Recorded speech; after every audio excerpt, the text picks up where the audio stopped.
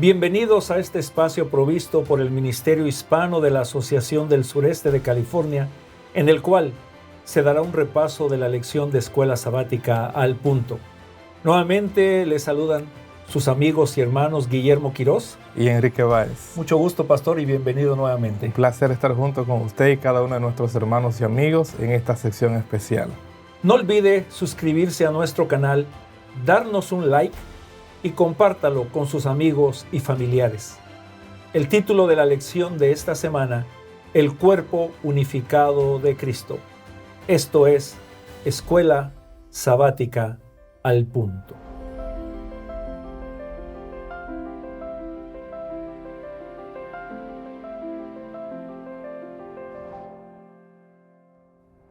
Los puntos al punto de la lección de esta semana son los siguientes.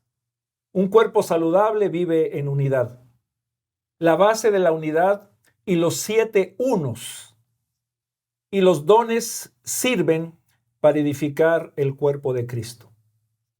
Habiendo explicado la verdad del misterio y habiendo orado Pablo por los santos, ahora nos exhorta a caminar dignos de esa gran verdad.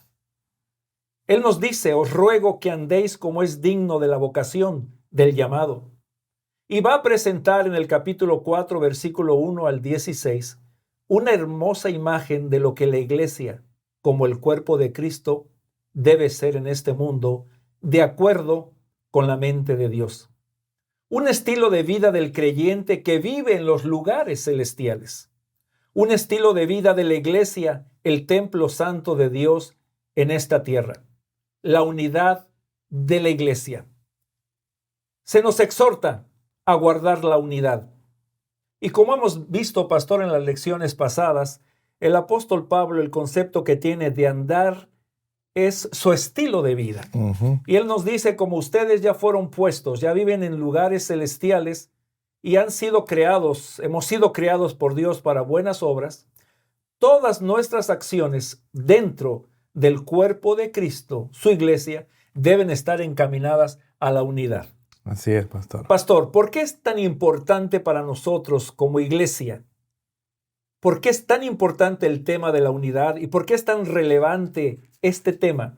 Que ya había problemas en el tiempo de Pablo y que estamos teniendo también en nuestro tiempo. Pastor, esa es una pregunta, ¿verdad?, muy importante a nosotros realizar este estudio. Recordamos muy bien que ya en el capítulo 2 nosotros estudiamos cómo a través de la cruz, el sacrificio de Cristo, fue posible unificar gentiles y judíos, el mundo entero. Es decir, cada uno de nosotros somos parte de la familia de Dios. Así que la unidad ha sido parte del plan de la salvación, de lo que Dios espera que se experimente en el seno de cada familia, pastor, en el seno de la iglesia. Todos recordamos cómo Jesús empleó mucho tiempo orando para que todos lleguemos a ser uno. Y claro, nosotros como parte del cuerpo de Jesús necesitamos entender que la unidad, el hecho de que trabajemos para experimentar la unidad, es en cierta medida la práctica de hacer posible la oración que Jesús hizo por nosotros, porque Él oró para que nosotros seamos uno y de esa manera reflejemos la unidad que existe en el Padre, el Hijo y el Espíritu Santo.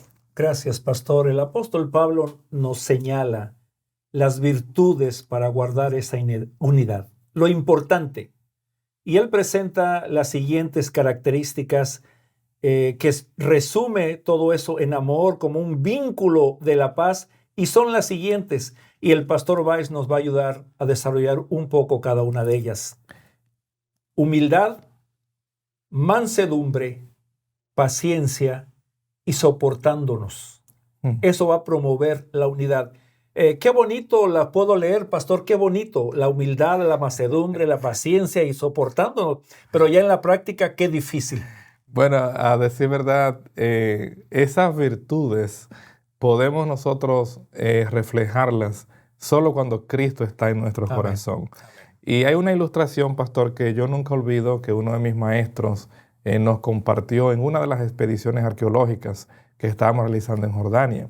Y Él nos dijo esa mañana, bien temprano, siempre había que levantarse antes que el sol saliera y llegar al campo de trabajo. Y Él nos habló esa mañana acerca de la naturaleza y nos hizo una pregunta. ¿Cómo ustedes observan cuando hay un árbol que tiene mucho fruto en sus ramas? ¿Cómo están sus ramas? Si tú piensas en un árbol de mango, por ejemplo, cuando un árbol de mango está cargado de manzana, sus ramas están mirando hacia abajo. Y cuando no hay ningún fruto, sus ramas están erguidas hacia el cielo. Entonces él hizo la comparación de que cuando nosotros estamos en Cristo y el Espíritu Santo mora en nosotros, nuestras ramas van a estar hacia abajo. No habrá razón para sentirnos la importancia que el ser humano manifiesta a través del ego, de la arrogancia. Y claro, nosotros sabemos muy bien que a través del texto sagrado el orgullo está relacionado con el origen del pecado. Sabemos muy bien que si hay algo que es contrario a la naturaleza de Dios, es precisamente lo que tiene que ver con el orgullo. El profeta Isaías, uno de los tantos pasajes en el capítulo 2, versículo 11, dice, la altivez de los ojos del hombre será abatida, hablando de cómo Dios va a castigar a todos aquellos que viven con una actitud de orgullo. Entonces, cuando el apóstol Pablo viene aquí y nos dice, con toda humildad, y sabemos muy bien que la humildad es lo opuesto al orgullo. Cuando tú y yo estamos en Cristo, hemos respondido el llamado que Él nos ha hecho. Y claro, Jesús es el ejemplo por excelencia de lo que es la humildad. Porque Él lo dijo claro en Mateo, venid a mí todos los que estáis trabajados y cargados y yo os haré descansar. Y Él añade en Mateo 11:29, y aprended de mí, que soy manso y humilde de corazón.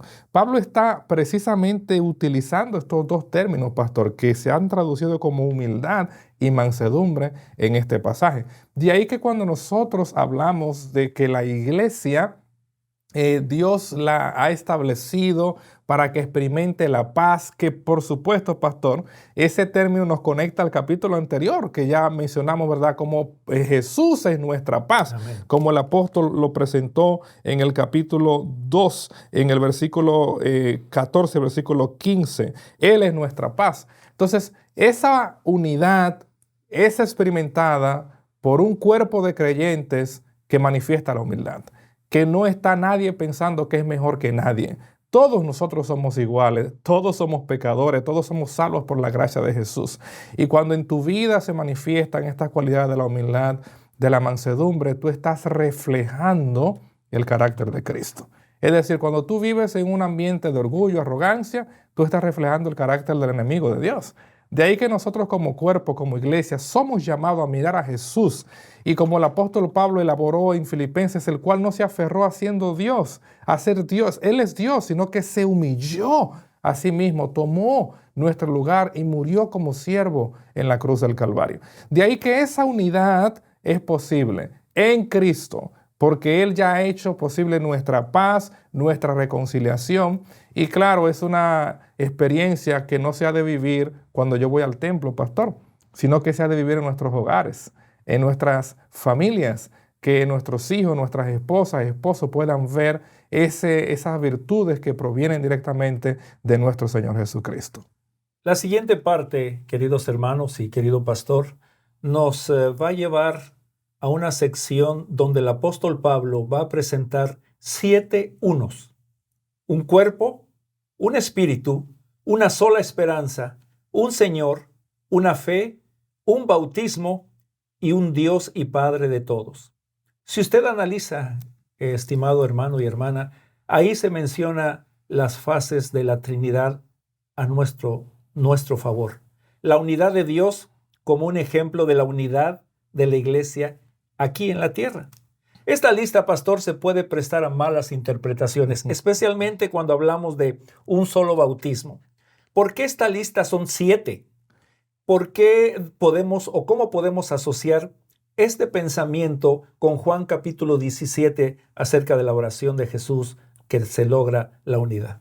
Bueno, usted menciona, ¿verdad?, que son 7 unos, ¿verdad, pastor? Y es real. No podemos negar esto. Y claro, recordemos que Pablo, pues, era judío. Y en el mundo, en la tradición judía, el 7 era ¿verdad? Un número de la perfección, de lo completo, como ya nosotros estudiamos anteriormente, desde el inicio de la creación, el 7 predomina a través del relato de la creación, hasta el final de la Biblia, 7 iglesias, 7 trompetas. Pablo pudo decir un evangelio, como él aborda en otros lugares que no hay ningún otro evangelio, pero él separó en 7 elementos que él menciona acá. Y quiero resaltar esto. El apóstol inicia, pastor, resaltando un solo cuerpo. Es lo primero que presenta. Pero ya nosotros vimos en los pasajes anteriores que las cualidades de la mansedumbre, la humildad, la paciencia, es lo que va a hacer posible que experimentemos vivir en un solo cuerpo. Porque no son dos cuerpos, es un solo cuerpo, es una iglesia.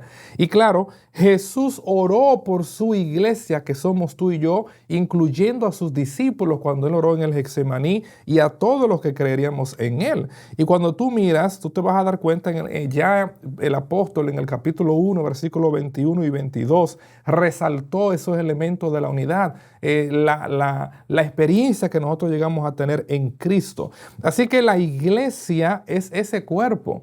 No existen dos cuerpos, es un solo cuerpo. Entonces el apóstol va a resaltar, nosotros experimentamos el resultado del ministerio salvífico de Jesús.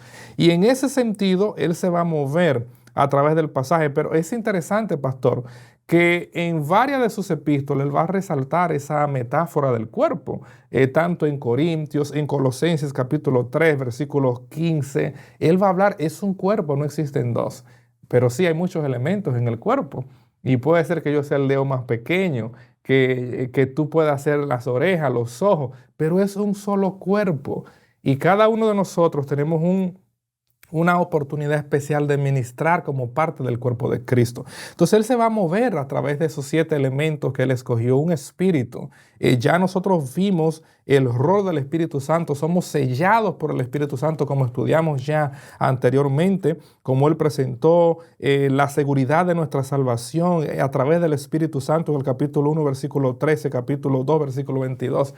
Es el mismo Espíritu Santo de Dios que hace posible que nosotros recibamos la salvación, que experimentemos la gracia de Jesús. Así que en ese aspecto, aunque hay elementos, como usted señala, un bautismo que puede ser conflictivo en ocasiones, claro, Pablo está hablando de la experiencia que él mismo experimentó, pastor.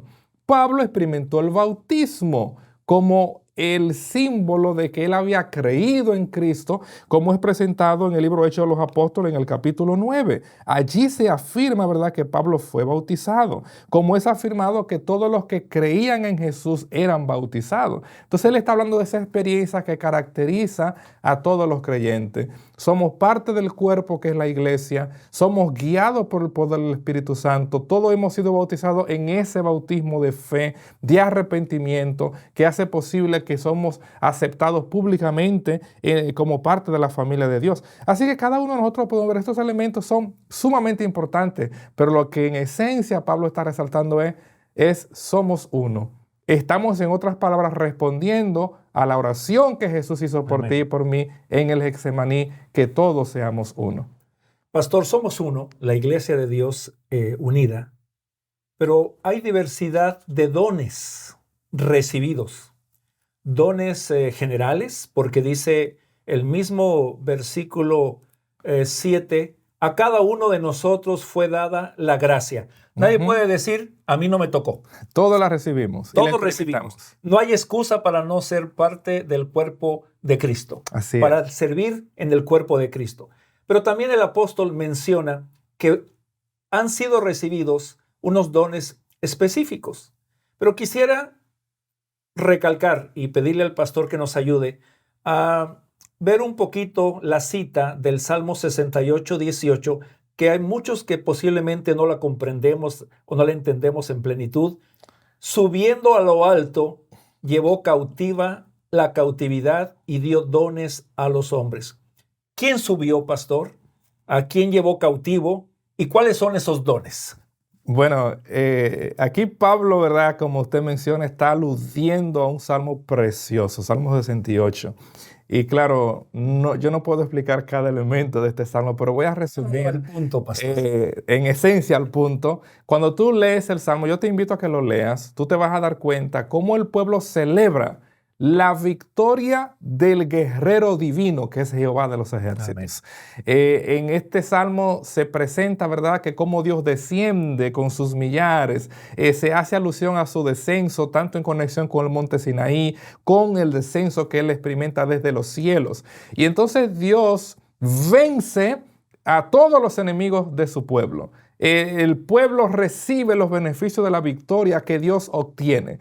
Y entonces en ese aspecto, Él sube a las alturas y ha hecho, ¿verdad?, posible cautivar a todos los enemigos, y entonces Él da la bendición, da los dones, que Pablo está usando aquí un aspecto cristocéntrico, porque Él lo está aplicando, es decir, lo que el salmista habla en relación a Jehová como el guerrero divino, Pablo ahora lo va a utilizar y lo va a aplicar a Cristo. Es decir, ahora Jesús fue el que obtuvo la victoria. Amén. Jesús venció al enemigo.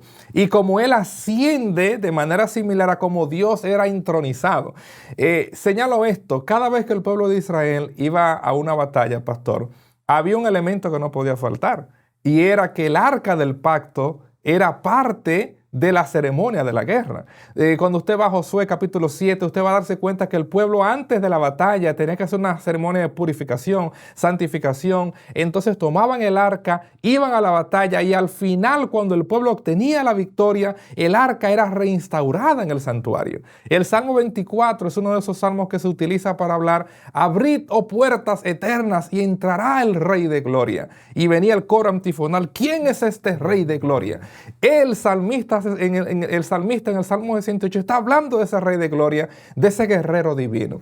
Así que ahora Pablo dice: el Cristo, que es Señor, como lo presentó en el versículo 5, un solo Señor, como lo ha presentado en el capítulo 1, versículo 2, versículo 3, a través de los capítulos previos, que Cristo es Señor, el título que se le daba a Jehová en el Antiguo Testamento. Él ascendió y ahora ha hecho posible que tú y yo recibamos los dones, porque Él obtuvo la victoria. Así que cada uno de sus hijos hoy recibe talentos, recibe dones, gracias a la victoria que Él obtuvo por ti y por mí en la cruz del Calvario. Y toda esa lluvia de regalos, de dones, de gracia, recibidas por su iglesia gracias a Cristo Jesús, tienen una finalidad, pastor, tienen un propósito. Y Pablo lo menciona de la siguiente manera: esos dones que todos tenemos deben ser usados para perfeccionar a los santos para la obra del ministerio, para edificación del cuerpo de Cristo, para que todos lleguemos a la unidad de la fe y del conocimiento del Hijo de Dios, y para que el hombre perfecto llegue a ser a la medida de la estatura de la plenitud de Cristo Jesús. Amén. Querido pastor, ¿cómo identifico si tengo alguno de esos dones? ¿Cómo los puedo usar para lograr el propósito de la unidad, que es el tema de esta lección? Todos nosotros, pastor, hemos recibido dones y talentos, porque ya Cristo cautivó todos los principados, todo lo que fue representado en el capítulo 2, como nosotros vimos de Efesios capítulo 2, versículo 15, todas las autoridades, todos los poderes fueron sometidos a Cristo con su victoria en la cruz. Cuando venimos a Jesús y somos liberados de nuestro pasado, tus pecados son perdonados, tú recibes talentos y dones que provienen de su gracia, de la obra que el Espíritu Santo realiza en tu vida y en mi vida. Y claro, pastor, el apóstol cita aquí algunos de esos talentos o dones, y él presenta, ¿verdad?, que algunos constituyó apóstoles, a otros profetas, a otros evangelistas, pastores, maestros, que es una corta lista de las tantas que el apóstol menciona. Y yo debo señalar esto, pastor. Tal vez alguien puede decir: pero bueno, yo no soy un apóstol en el sentido estricto de la palabra, porque aún en el texto bíblico nosotros vamos a encontrar que el apóstol Pablo se identificó como uno de los apóstoles porque él vio a Jesús. Así que los 12 apóstoles fueron aquellos que caminaron con Jesús, que lo vieron. Pero ¿sabe qué es lo interesante, pastor? Y aquí yo quiero señalar esto. Todos nosotros somos apóstoles en un sentido de la palabra, porque este término en el griego es apóstolos, pero en ese término es una traducción más bien de un término hebreo shalach, que lo que significa es enviado. Es decir, todo aquel que recibe a Cristo ha sido enviado, comisionado a proclamar las buenas nuevas. Tú recordarás el endemoniado gadareno, que cuando Cristo le expulsa a todos los demonios, el hombre quería seguir con Jesús. Y Jesús le dijo, no, ve a los tuyos y cuéntales cuán grandes cosas Dios ha hecho contigo. Ese personaje no había ido a la iglesia, no había ido a una semana de oración o de evangelismo, pero cuando recibió a Cristo y los demonios fueron expulsados, él fue comisionado, él fue enviado. Entonces, en ese aspecto, cada creyente es un apóstol porque es un enviado de Dios.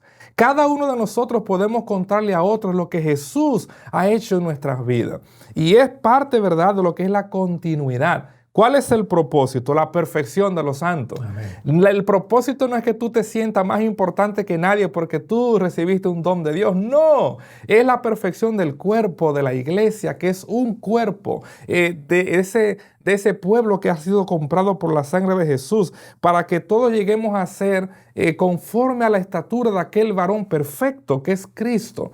Y de nuevo, no es acerca de ti, no es acerca de mí, es acerca de Cristo, de lo que Él ha hecho, de lo que Él hace y de lo que Él hará. De esa forma, nosotros vamos a reflejar como el mismo Noé fue identificado, varón perfecto.